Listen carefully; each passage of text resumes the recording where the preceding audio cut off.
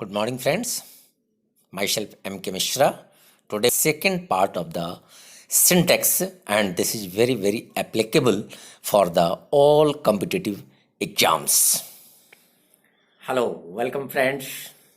मैं M.K. मिश्रा आज आपके साथ सिंटैक्स सब्जेक्ट भाव एग्रीमेंट के दूसरे पार्ट में उपस्थित हूँ, हाजिर हूँ आपको बताने के लिए। मुझे पूरी उम्मीद है कि मेरे चैनल के फर्स्ट पार्ट जो सिंटैक्स का था उसको आपने पढ़ा और वो सभी माइक्रो रूल्स को आपने समझा होगा जो हमने बताया। अब आप सेकंड पार्ट में आइए और पर्टिकुलरली जो कॉम्पिटिटिव एग्जाम्स में जो सवाल पूछे जाते हैं उस पर्टिकुलर एग्जाम्पल को मैंने यहां डील किया है कि छोटे छोटे ऐसी बात जैसे सूचनाएं, तो आप सोचोगे इसकी इंग्लिश होती है इंफॉर्मेशंस। नो, इंफॉर्मेशन ही होता है, इंफॉर्मेशंस नहीं होता। इट ऑलवेज सिंगुलर और इसके साथ सिंगुलर भाव लगेगा। आप सोचोगे फर्नीचर, मैंने घर से ढेर सारे फर्नीचर लिए, तो ढेर सारे फर्नीचर, आप कहोगे all the furnitures. That's absolutely wrong, all the furniture. तो ऐसे कई छोटी छोटी चीजें मैं आपको स्लाइड के साथ बताने जा रहा हूं इस सेकंड पार्ट में, जो पर्टिकुलरली वही सवाल कंपटीशन में पूछे जाते हैं और आप वहां ऐसी भूल कर देते हैं जो आपको नहीं करना चाहिए था, क्योंकि इस तरह के माइक्रो रूल्स जो मैंने अपने चैनल में बताया है उसे आपने देखा नहीं, पढ़ा नहीं और बाद में आप पछताते हो कि ओह मैंने तो आज 5 नंबर गलती कर दिया। अगर ये चैनल मैंने देखा होता तो शायद ये गलती मैं नहीं करता। तो प्लीज दोस्तों, आप हमारे चैनल के सिंटैक्स के सेकेंड पार्ट को देखिए और अगर आपने फर्स्ट पार्ट अभी तक नहीं देखा है तो सबसे पहले आप फर्स्ट पार्ट पे जाइए, उसको देखिए और फिर सेकेंड पार्ट पर आइए, उसको देखिए और जितने भी कॉम्पिटिटिव एग्जाम में आने वाले सवाल हैं उसको देखिए, तो आपको लगेगा कि हर ताले की चाबी ये चैनल खोल देता है। कोई ऐसा कंपटीशन में आने वाला क्वेश्चन नहीं है जिसका हल इस वीडियो में ना हो। आप प्लीज दोनों पार्ट देखिए और मैं जानता हूं कि आप स्टूडेंट्स हो, अंग्रेजी के जानकार हो और अंग्रेजी सीख रहे हो, जानना चाहते हो, तो आपके लिए वेलकम है कि आप इस चैनल को सब्सक्राइब करिए। सब्सक्राइब बटन पर अपनी उंगली दबाइए, इसे लाइक करिए, अपने दोस्तों तक पहुंचाइए और आप उस तमाम चैप्टर्स को जहां बहुत सारी चीज आपको सीखने के लिए है, आप मोटी मोटी किताबें खरीदते हो, competitive exam, English objective test, पता चला 500 रुपये में एक मोटी सी किताब लेकर आए और उसमें इतने रूल को उलझा कर बताया गया है कि आप उसे समझ ही नहीं पाते। तो उस उलझन से बचने के लिए मैं तो मुश्किल से आपका 30 मिनट खर्च करूंगा इस सिंटैक्स के दोनों पार्ट में। 30 से 35 मिनट आपको नरेशन देखना हो तो 30 मिनट खर्च करिए, टेंस देखना हो 30 मिनट खर्च करिए, वॉइस देखना हो 25 मिनट खर्च करिए और बस यूं कहिए कि 20 मिनट 30 मिनट में ग्रामर के हर चैप्टर आपकी मुट्ठी में होगा। तो आप हमारे चैनल को सब्सक्राइब करिए, देखिए और हर छोटे नियम को समझिए। मैं विश करता हूं, आपके लिए प्रे करता हूं कि आने वाले किसी भी कंपटीशन में, चाहे बैंकिंग हो, चाहे एसएससी हो या फिर आप आईएएस की ही कंपटीशन क्यों ना दे रहे हो, आप कैट के एग्जाम क्यों ना दे रहे हो, हर वो छोटी चीज जो हमारे चैनल से आपको मिलेगा आप देखेंगे तो आपको पता लगेगा कि वास्तव में इंग्लिश की तैयारी के लिए ये चैनल बहुत ही इंपॉर्टेंट है। तो आपके लिए मैंने कई स्लाइड्स बना रखे हैं, आइए हमारे साथ और स्लाइड्स में देखिए हर माइक्रो रूल्स को। In this second part, there are some special rules, and first is indefinite number oblique quantity plus of plus noun. This is the structure. Indefinite number, quantity, of or noun. Here भाव is used according to the subject comes after of, यानी भाव का प्रयोग होता है nearest subject के हिसाब से। इसके पहले भी फर्स्ट पार्ट में आपने देखा है और कुछ भाव फर्स्ट सब्जेक्ट के हिसाब से, कुछ वर्ग नियरेस्ट सब्जेक्ट के हिसाब से होते हैं। अब आपके लिए क्वेश्चन होगा कि indefinite number, quantity, of, noun का स्ट्रक्चर होता क्या है। तो मैंने पूरा लिस्ट आपको दे रखा है, number of, the number of, lot of, lots of, heaps of, plenty of, quarter of, 2/3 of, most of, some of, mass of, majority of. There is a big list of such type of structure. इस प्रकार के structure की एक बड़ा सा list है, इसको आपको दिमाग में रखना पड़ेगा। और इसमें भाव कैसे होता है, तो भाव is used according to the nearest subject. हमने एक एग्जाम्पल भी दिया है, लेकिन ये एग्जाम्पल स्पेशल है जो पर्टिकुलर कॉम्पिटिटिव एग्जाम में आता है। But there is a difference between a number and the number. लेकिन अ नंबर और द नंबर में एक बड़ा सा फर्क होता है, और कई बार बच्चे कंफ्यूज कर जाते हैं ये सोचकर कि दोनों में कोई फ़र्क नहीं है, लेकिन फ़र्क है। क्या है? There is a difference between the a number and the number of. A number means many and takes plural भाव। अ नंबर के साथ plural verb, and the number shows different figure and takes singular verb. तो हमेशा competitive exam में बच्चों को confuse करने के लिए अ नंबर और द नंबर के सवाल पूछे जाते हैं। तो ऐसे तो इसमें जितने भी स्ट्रक्चर हैं वो सब का जो यूज होता है आपको मैंने बताया, according to the subject comes after of, यानी नियरेस्ट सब्जेक्ट के अनुसार होता है।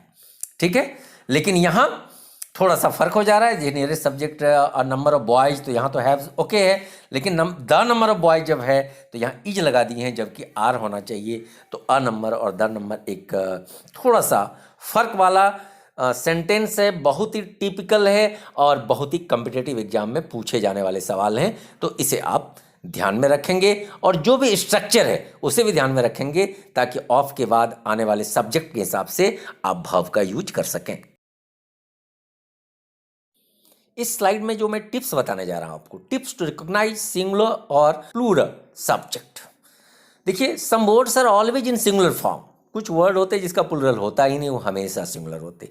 We can't use them as plural. इसे आप प्लूरल के रूप में यूज ही नहीं कर सकते, चाहे वो कैसा भी हो।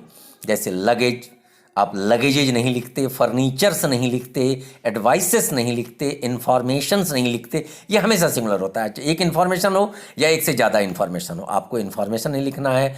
Food, work, knowledge, apparatus, behaviour, traffic, music, progress, weather, ship, poetry, postage, machinery, रविस, परसेंटेज, ये सभी वर्ड ऐसे हैं जो हमेशा सिंगुलर होते हैं। इसमें आप एस ई एस का प्रयोग नहीं करेंगे और भाव सिंगुलर लगाएंगे। जैसे देखिए, एग्जाम्पल प्लस साफ बताता है, ऑल हिज लगेज। आपको लगेगा ऑल हिज लगेजेज लिख दें, no, all his luggage is lost, भाव सिंगुलर है। ऑल माई फर्नीचर, आपको लगेगा ऑल लगा हुआ है तो फर्नीचर्स हो जाएगा, बिल्कुल गलत है। आप ऐसी गलती अक्सर कर देते हो। All my furniture was new. तो इस प्रकार के सब्जेक्ट को याद रखिए जो हमेशा सिंगुलर होता है, और सिंगुलर भाव ही इसके साथ लगते हैं। Some words look like singular, कुछ वर्ड ऐसे हैं जो दिखने में सिंगुलर लगते बट यूज्ड एज प्लूरल। जैसे पीपल, दिखने में लगता है कि इसमें पीपल्स का यूज नहीं होगा, अपने आप में ये प्लूरल है। Folk, gentry, vermin, cattle, police, ये हमेशा ही प्लूरल होते हैं। जैसे the cattle are grazing in the field, इसमें कैटल्स लगाना कोई जरूरी नहीं है। ये कैटल है, सिंगुलर की तरह दिखता है, लेकिन भाव यहाँ प्लूरल रहेगा। पीपल्स नहीं लगाते, पीपल ही अपने आप में प्लूरल है, और यहाँ आप प्लूरल भाव वेयर का प्रयोग करते हो। पीपल वेयर शॉटिंग, लोग चिल्ला रहे थे। कैटल मतलब जो चौपाया जानवर होते हैं, वो मैदान में चर रहे थे। तो ये दिखने में सिंगुलर की तरह, लेकिन यूज्ड प्लूरल सब्जेक्ट की तरह, और भाव प्लूरल होगा। इस सिंगुलर प्लूरल को और भी कंटिन्यू हम कर रहे हैं कि द फॉलोइंग वर्ड्स, जस्ट थोड़ा सा हटकर है, look like plural but used as singular. पहले था कि ये जो वर्ड्स हैं वो दिखने में सिंगुलर की तरह है, लेकिन प्लूरल की तरह यूज होता है। यहाँ जस्ट उल्टा है, दिखने में प्लूरल की तरह। जैसे देखिए, न्यूज एस लगा हुआ है, wages, innings, physics, mathematics, economics, politics, classics, phonetics, statistics, athletics, rickets, barracks, ये सभी दिखने में क्या लग रहे हैं आपको? प्लूरल लग रहे हैं, लेकिन no, it is singular and भाव will be singular. Physics is a difficult subject. The wages of sin is death.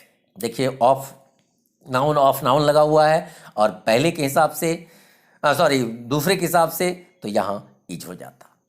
अब देखिए, the name of some books और country look like plural but ये ऑलवेज टेक सिंगुलर वर्ब। आप country को लीजिए, Naples, Athens, the United States, ये सभी दिखने में एस लगा हुआ है, लगता है ये तो प्लुरल है, एक्चुअली ये प्लुरल नहीं है। बुक्स लीजिए, द अवियन नाइट्स, द गुलिवर ट्रेवल्स, ये दिखने में क्या लग रहा है, सब में एस लगा हुआ है, nights, travels, United States, Naples, Athens, लेकिन ये बिल्कुल ही सभी सिंगुलर हैं। जैसे द अवियन Nights is a popular book, the United States is a developed country. तो आप एस देखकर लास्ट में आप ये कंफ्यूज नहीं करेंगे कि यहाँ प्लुरल की तरह यूज होता है। अक्सर ऐसे एग्जाम्पल कॉम्पिटिटिव एग्जाम में पूछे जाते हैं। And be careful and study this rule very carefully and try to understand all this. अब अगला जो है, some inseparable nouns are always in pair and it is followed by plural verb. कुछ noun ऐसे होते हैं जिसको अलग नहीं किया जा सकता, जैसे स्पेक्टिकल्स, चश्मा के 2 ग्लास होते हैं, सीजर्स के 2 ब्लेड होते हैं, ट्राउजर्स के 2 टांगे होते हैं, जूते के 2 होते हैं, इसको अलग नहीं किया जा सकता। और यहाँ भाव प्लुरल होता है। इसको मैंने पहले स्लाइड में पहले पार्ट में भी बता रखा है। If it is used with a pair of, लेकिन इसी का आप पेयर ऑफ के रूप में यूज करेंगे, जोड़ा में यूज करेंगे, तो जस्ट उल्टा बड़ा ही मजेदार है, the verb will be singular. अब पेयर ऑफ सीजर्स लगा देंगे, अब pair of scissors is sharp, देखिए अब सीजर्स है लेकिन यहाँ इज लग रहा है। अब पेयर ऑफ ट्राउजर्स, तो सिंगुलर वर्ब हैज लग रहा है। तो बड़ा ही इंटरेस्टिंग एग्जाम्पल है, इसको आप याद रखोगे। नेक्स्ट है, if the subject is infinitive, infinitive means 2 plus V1 is called infinitive. Gerund, gerund means V1 ing worked as a noun, that is gerund. And phrase and clause, अगर ऐसा कुछ हुआ it takes singular verb. जैसे to err is human, error दोष गलती करना मनुष्य का स्वभाव है। to forgive is divine, क्षमा करना एक दिव्य गुण है। तो ये दोनों ही इन्फिनेटिव है। क्लॉज की बात करिए या फ्रेज की बात करिए, हाउ टू डू इट, तो ये जो है इसके साथ एक पूरा क्लॉज है, तो इज लग जा रहा है। दैट इज पुअर, यह एक क्लॉज है, इसके साथ इज लगा हुआ है। आप जेरंड लगा सकते हैं, जैसे डांसिंग इज एन आर्ट, जैसे वॉकिंग इज एन एक्सरसाइज, तो सबके साथ सिंगुलर वर्ब लगता है।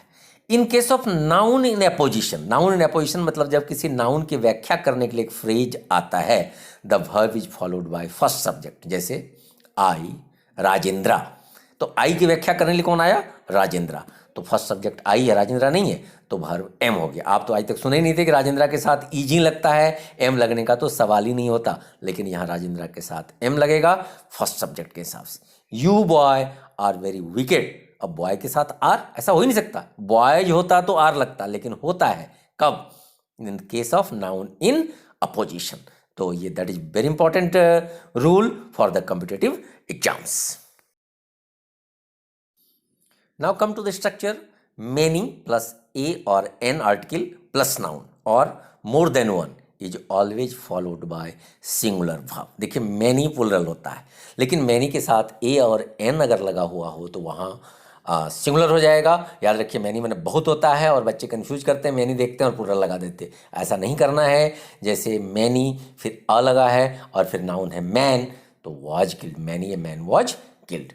more than one, ऐसा लगता है एक से ज़्यादा है तो वर्ब तो प्लुरल हो जाएगा, लेकिन ऐसा नहीं है, मोर देन वन के साथ वर्ब सिंगुलर लगता, जैसे more than one boy was absent.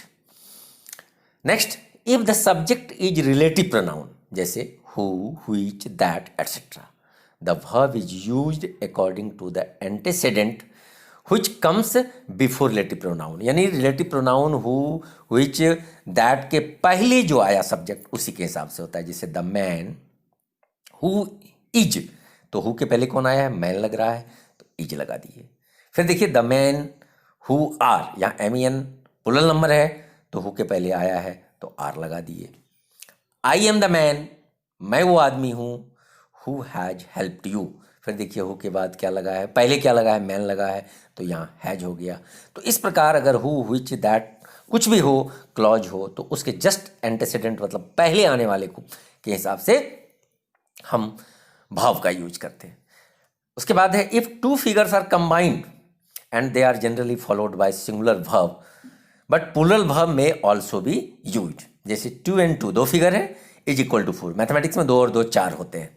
6 times 4 6 चौके 24 होते हैं, तो यहाँ आप इज लगा रहे हो, क्योंकि मैथमेटिशियन ज़्यादातर सिंगुलर वर्ब का यूज करते हैं, लेकिन 6 टाइम 4 आर वी लगाओगे तो grammatically it is correct and but not in common use. And so आप ये कोशिश करिए कि इसमें आप सिंगुलर वर्ब ही लगाएं जब दो फिगर एक साथ कंबाइंड होता हो, जो कि कॉमन यूज में सिंगुलर वर्ब का ही, हालांकि ग्रामेटिकली आप प्लूरल भी यूज करेंगे तो वो करेक्ट है, लेकिन जो कॉमनली यूज होता है उसे हम लोग फॉलो करेंगे।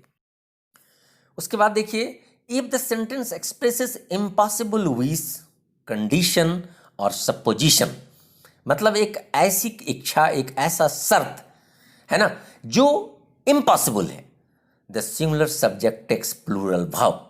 देखिए यहाँ, I wish I were a king, काश मैं राजा होता। यहाँ एक असंभव कल्पना है कि मैं राजा होता, मैं न राजा हूं न राजा बनूंगा, जस्ट मैं सपोज कर रहा हूं। तो ऐसी स्थिति में आप आई के साथ प्लूरल वर्ब लगा देते हो। वेयर ही अ प्रिंस, क्या वो प्रिंस होता? तो देखिए वेयर ही के साथ लगा हुआ है। इफ आई वेर यू, अगर मैं तेरी जगह पर होता, आई वुड डू इट, तो मैं ऐसा कर लेता। तो आई के साथ वेयर लगा हुआ है। अक्सर आई के साथ वेयर नहीं लगता है, लेकिन इम्पॉसिबल विश में, इम्पॉसिबल सपोजिशन में ऐसा होता है। ही टॉक्स, वो बात करता है। एजीफ, मानो ही वेयर माई बॉस, जैसे वो मेरा बॉस हो। तो यहाँ एजीफ के साथ आप देखिए वेयर लग रहा है, सिंगुलर सब्जेक्ट ही के साथ। उसके बाद much, more, little, less etcetera, so quantity and it takes the singular verb. जैसे not much has been done, बहुत ज़्यादा नहीं किया गया है, तो मच के साथ सिंगुलर लगा हुआ है। Little has been done so far, बहुत ही कम किया गया आज तक। और लास्ट में ऑल, ऑल देखने से लग रहा है ऑल प्लूरल है, लेकिन अगर ऑल मीन्स हो जाए all the news, it takes singular verb. बड़ा ही कॉमन एग्जाम्पल मैंने दे रखा है, ऑल इज वेल, फिल्मी डायलॉग है ऑल इज वेल। तो ऑल इज वेल, यहाँ ऑल का मतलब सभी नहीं है, ऑल का मतलब है ऑल द न्यूज, सभी खबर, सभी हालचाल बढ़िया है, सब ठीक ठाक है। तो ऐसी स्थिति में ऑल के साथ हम लोग सिंगुलर का प्रयोग करते हैं। अंत में मैं आपके लिए कुछ एग्जाम्पल लेकर आया हूँ, इसमें ज़्यादा कुछ नहीं कहना है। आवर चिल्ड्रन देख लीजिए, प्लूरल नंबर है, आर हुआ है। द पीपल प्लूरल नंबर है, लाइक हुआ है, नहीं तो लाइक्स लग जाता। मैन प्लूरल है, डू नॉट लगा है। My feet are cold, feet plural है। पुलिस हमेशा प्लूरल होता तो हैव लगा हुआ है। बोथ के साथ आर लगा हुआ है, पहले ही लिखे हुए हैं। अब few of these products, few के साथ प्लूरल लगता है। Many of the houses in is neighbourhood, many of लगा हुआ है, अगर मैनी ए होता तो भले सिंगुलर होता, तो प्लूरल लगा हुआ है। Several of the students are not going, यहाँ भी प्लूरल लगा हुआ है, सेवरल मतलब अनेक होता है। दूसरी तरफ हाफ ऑफ द क्लास, तो यहाँ इस स्थिति में आप देखिए यहाँ सिंगुलर लगाए हैं, आपको मैंने पूरा लिस्ट दे रखा है इसका। Half of the, some of the, percentage of the, जैसे सम ऑफ दीज फैक्ट्स, तो यहाँ आर है। 40% ऑफ द पीपल, यहाँ प्लूरल है। 40% ऑफ द कंट्री, तो अब 40% पीपल के हिसाब से प्लूरल है तो डू नॉट, और कंट्री सिंगुलर है तो डज नॉट लग जाता। तो ये पीछे मैंने इसके विषय में सारे रूल्स लिख रखे हैं, और ऐसे हजारों एग्जाम्पल्स आपके ग्रामर बुक में दिए हुए हैं। आप ग्रामर बुक उठाइए और उसको बनाइए। इस वीडियो को देखने के बाद इसके रूल्स को आप नोट डाउन करिए, इसका स्क्रीनशॉट लेकर अपने कॉपी पर। शायद ही आपके कॉम्पिटिटिव एग्जाम में ऐसा कुछ हो जो इस रूल्स और एक्सरसाइज से मैच ना करता हो। कई बच्चे कंपटीशन के लिए ऐसे बुक यूज करते हैं जो ऑब्जेक्टिव क्वेश्चंस उसमें आते हैं इंग्लिश से जुड़े हुए, जब आप एनडीए दे रहे होते हो, जब आप एसएससी दे रहे होते हो, और कई तरह के तमाम कंपटीशन दे रहे होते हो, तो तमाम क्वेश्चन उसमें सिंटैक्स से होते हैं, और आप कम से कम 3 से 4 नंबर तक के सवाल इससे पूछे जाते हैं। तो अगर 4 नंबर आप केवल एक वीडियो से सीख लें तो ये आपके लिए बड़ा अचीवमेंट है। तो आप इसे सीखें और एक्सरसाइज को बनाकर प्रैक्टिस करें। मुझे पूरी उम्मीद है कि आप सिंटैक्स के दोनों पार्ट को देखे होंगे और सारे रूल्स विथ एग्जाम्पल्स आपको समझ में आ गए होंगे। अब आप तैयार होइए अपने कॉम्पिटिटिव एग्जाम के लिए, और किसी भी एडिशनल बुक को खरीदने की ज़रूरत नहीं है। हमारे चैनल को सब्सक्राइब करिए, उसको लाइक करिए, उसको शेयर करिए, और जितने भी आपके दिमाग में चैप्टर्स हैं वो सारे चैप्टर्स हमारे चैनल पर उपलब्ध हैं, चाहे टेंस हो, चाहे वॉइस हो, चाहे नरेशन हो, चाहे मॉडल्स हो, जो भी हो, चाहे सिंटेक्स हो, चाहे प्रीपोजिशन हो, एक एक करके सारे चैप्टर्स हमारे चैनल पर मिलेंगे जो आपके कंपटीशन के लिए, आपके एग्जाम की सारी समस्याओं का समाधान ढूंढ देंगे। तो आप फिर से thank you very much. Please